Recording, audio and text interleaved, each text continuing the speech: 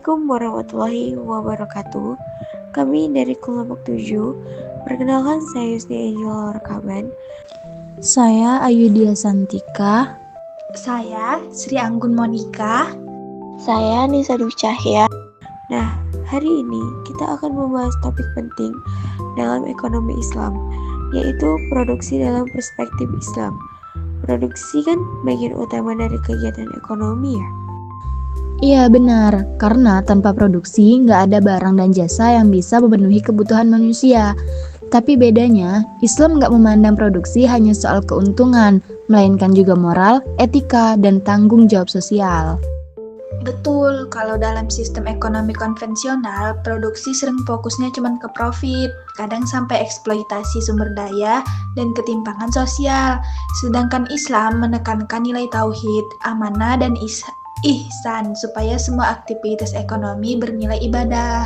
Nah, makanya dalam Islam tujuan produksi itu untuk mewujudkan kemaslahatan umat. Produksi harus membawa manfaat, bukan kerusakan. Bahkan harus sejalan dengan maqasid al-syariah, yaitu menjaga agama, jiwa, akal, keturunan, dan harta. Nah, kalau gitu, apa aja sih nilai-nilai Islam yang harus dipegang dalam berproduksi? Ada banyak, misalnya jujur dan menepati janji, adil dalam transaksi, gak menipu takaran, disiplin tapi tetap dinamis, menghormati hak milik orang lain, dan pastinya menghindari hal-hal haram dalam produksi seperti riba, alkohol, atau judi. Jangan lupa juga, produsen harus punya wawasan sosial. Artinya, mereka nggak boleh cuma memikirkan diri sendiri, harus sadar dampak sosial dan produknya, apakah membawa manfaat atau justru mudarat bagi masyarakat dan lingkungannya. Setuju. Bahkan, pembayaran upah karyawan juga termasuk nilai penting. Islam menganjurkan agar upah dibayar tepat waktu dan layak. Karena itu bagian dari keadilan dan tanggung jawab moral produsen.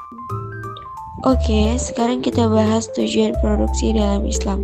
Apa aja sih bedanya dengan tujuan produksi konvensional? Kalau Islam kan tujuan utamanya mencapai sebuah pahala ya, yaitu kebahagiaan dunia dan akhirat. Jadi gak cuma mencari untung, tapi juga untuk mendekatkan diri kepada Allah. Iya, terus produksi juga harus menjaga keseimbangan antara kebutuhan material dan spiritual. Misalnya, barang yang dihasilkan harus halal, bermanfaat, dan gak merusak akhlak. Selain itu, ada juga unsur keadilan sosial dan distribusi kemaslahatan. Jadi, hasil produksi nggak boleh hanya dinikmati segelintir orang kaya. Islam punya mekanisme kayak zakat, sedekah, dan wakaf biar hasilnya bisa dirasakan semua kalangan. Nah, prinsip dan kaidah produksinya gimana nih? Intinya, semua kegiatan produksi harus berlandaskan syariat. Misalnya, bahan baku dan prosesnya harus halal, nggak boleh merusak bumi, dan harus efisien dalam penggunaan sumber daya. Selain itu, Islam juga mendorong inovasi. Nabi Shallallahu Alaihi Wasallam pernah bersabda bahwa manusia paling tahu urusan dunianya sendiri. Artinya boleh berinovasi dan pakai teknologi asal tetap dalam koridor syariat. Dan yang paling penting, produksi itu harus berorientasi pada kemaslahatan dan kemandirian umat. Jadi, umat Islam nggak bergantung pada pihak luar, tapi mampu memproduksi barang yang bermanfaat dengan tangan sendiri. Terakhir, tentang perilaku produsen muslim. Gimana seharusnya mereka bersikap? Produsen muslim harus kreatif, inovatif, tapi tetap menjaga kehalalan dan kemanfaatan produknya. Mereka juga wajib efisien, gak boleh boros karena pemborosan termasuk yang dilarang dalam Islam. Betul, mereka juga harus memperhatikan keamanan dan kualitas produk, misalnya mencantumkan informasi penting seperti tanggal kadaluarsa atau cara pakai. Itu bagian dari tanggung jawab moral terhadap konsumen. Dan yang gak kalah penting, produsen muslim harus menjaga kelestarian lingkungan.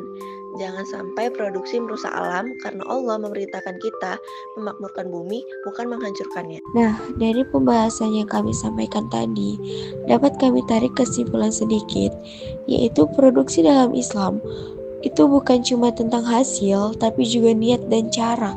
Kalau niat ibadahnya dan prosesnya halal, insya Allah hasilnya akan berkah dan membawa kesejahteraan bersama.